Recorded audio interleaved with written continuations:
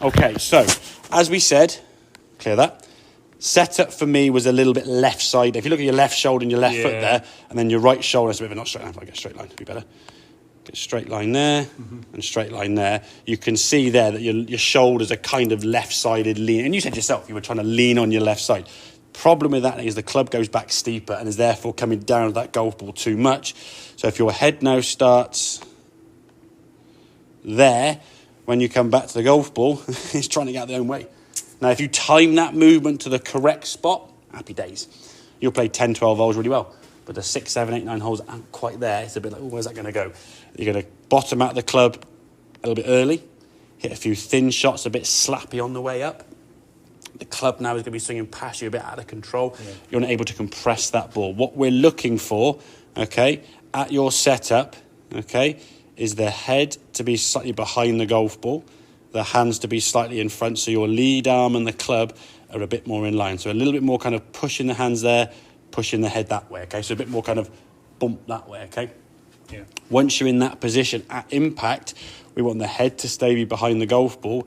Your hands will be what we call in front, bookending the ball there, and your head will be back behind there. At the moment, your head's kind of forward with the hands, and then as you come through, the head has to move back out the way.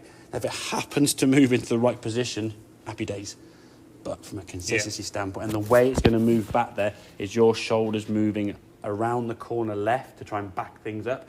Your shoulders now going left, your path going left. You're hitting cuts and thins and pulls all day. Put a driver, it's a big old slice. Yeah. Get that right shoulder back and under, and I'll send that photograph through to you when you felt like you were like back here somewhere, and you're like, oh, actually pretty straight then, to be fair. Yeah. Surprising how much. Now, at the moment, that you can't go too far.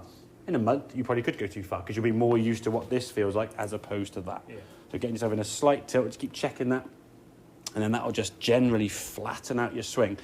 And then, as I say, when you come down to change your low point, okay, the hips are moving that way towards target. So when you get to the top of the backswing here now, the first move now, you can see your left hip sort of moving up and around kind of this way, trying to get out your own way. Just try and stop thumping the ground and hit it so heavy, okay? Yeah. Want to move to target around the corner that way, okay? If we stop, I have to back things up, your head going up this way to the right there, you can see, as in, well, left is wheel up, but going up that direction there. And everything in my head says I'm going forward. When you look at me, what can't speak, can't lie. Exactly. Yeah. And then the thing is, because if you look at your finish position, you start off there and you finish, I finished on there, my head's gone forward.